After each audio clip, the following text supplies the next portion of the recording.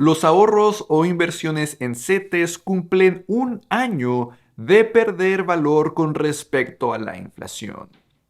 Ya desde marzo de 2021, ya hace un año, que la tasa que pagan los CETES a 28 días es inferior a la tasa de inflación. Todo empezó con la pandemia, cuando la tasa de rendimientos que pagan los CETES empezó a bajar, y a finales de 2020 la tasa inflacionaria empezó a subir, hasta que en marzo de 2021 la tasa de inflación superó a la tasa que pagan los CETES. Claro, si no guardas tu dinero en CETES, si lo guardas debajo del colchón, estás perdiendo la inflación completa. Entonces, al menos el ahorrar en este tipo de instrumentos nos ayuda a enfrentar un poco a la inflación, pero aún así, ya tiene un año que tus ahorros pierden valor. Llegará un punto en el que nuestros ahorros en CETES vuelvan a crecer en términos reales, es decir, ya contemplando la inflación. Bueno, parece que ese momento se acerca, pero no sin sus malas noticias. Esto es justamente lo que hablaremos en este video.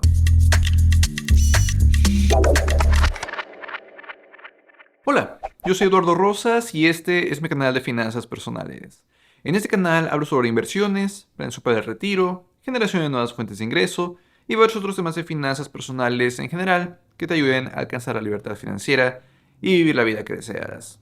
Así que, si es tu primera vez por aquí, considera suscribirte.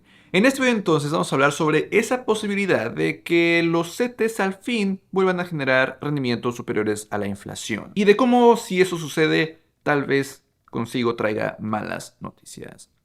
Y todo empieza con el hecho de que muy recientemente la Reserva Federal de Estados Unidos, el Banco Central de Estados Unidos, por primera vez desde 2018, subió su tasa de referencia de 0 a 0.25. En Estados Unidos más bien establecen como un rango. Antes era de 0 a 0.25, ahora es de 0.25 a 0.5%. Esto fue apenas hace unos días, pero si esto no fuera poco, la primera subida en las tasas desde 2018, el presidente de la Reserva Federal de Estados Unidos, Jerome Powell, anunció que el Banco Central, esta Reserva Federal, se está preparando, se está alistando para empezar una serie de subidas de tasas durante todo 2022.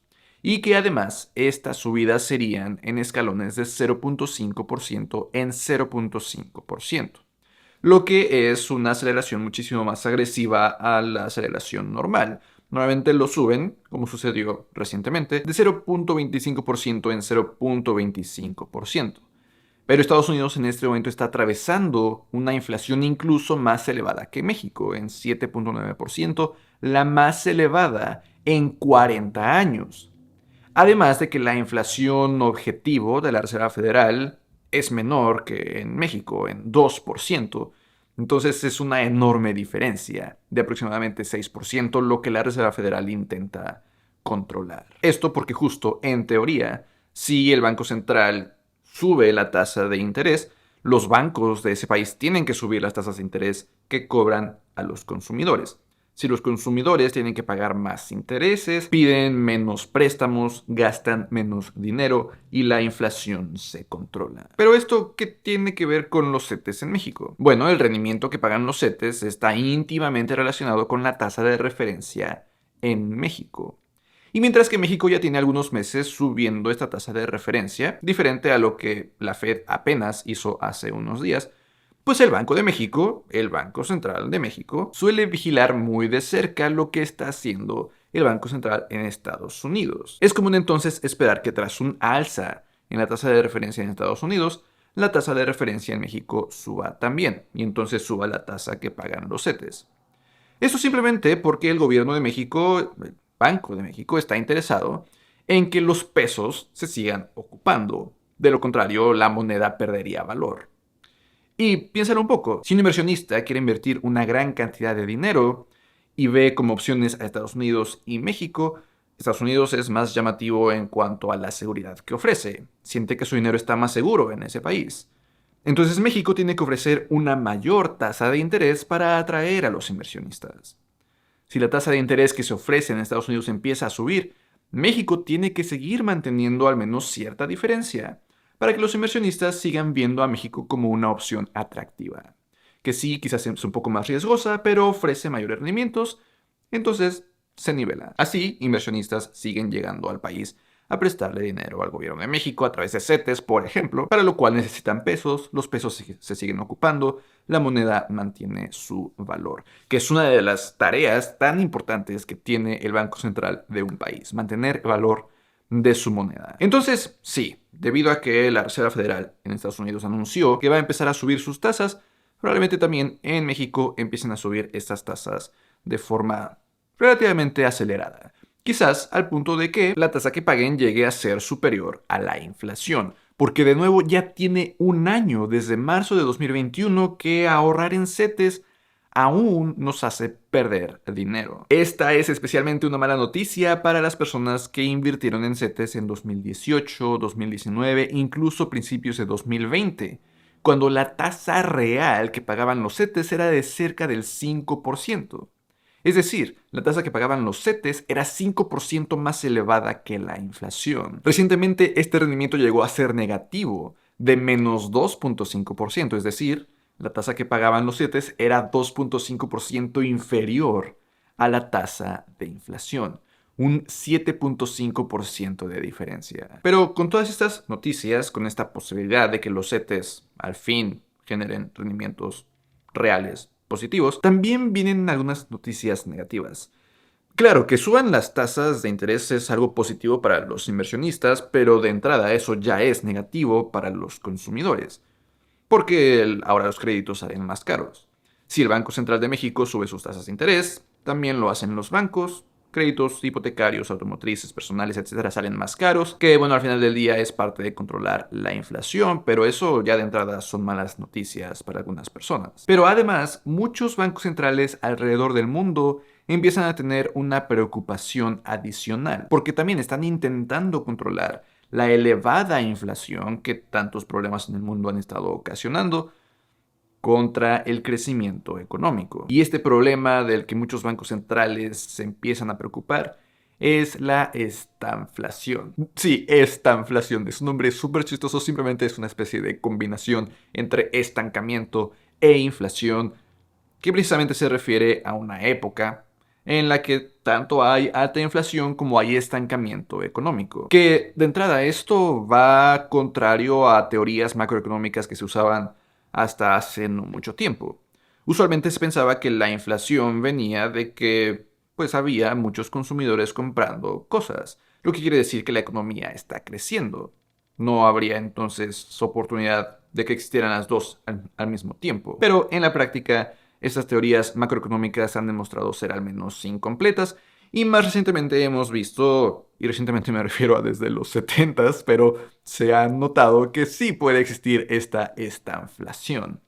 Y una de las teorías principales que explica esta estanflación es el hecho de que de pronto haya una subida rápida en los precios del petróleo, al mismo tiempo de que hay políticas monetarias no tan buenas, como por ejemplo que un país, ya vémosle Estados Unidos, imprime una enorme cantidad de dólares de un momento a otro. Me pregunto si eso ha sucedido recientemente. Si quieres leer más acerca de este tema, te voy a dejar un par de enlaces ahí abajo en la descripción. Pero entender un poco de esta inflación en realidad no tiene tanta utilidad. Lo que sí tiene utilidad es saber qué es lo que podemos hacer para prepararnos para esta inflación. Para prepararnos para un momento en el que la inflación va a seguir elevada y en el que la economía podría estancarse momentáneamente. La forma en que lo veo, hay 5 cosas principales que podemos hacer. Número 1, lo obvio, lo lógico, lo que tiene todo el sentido del mundo: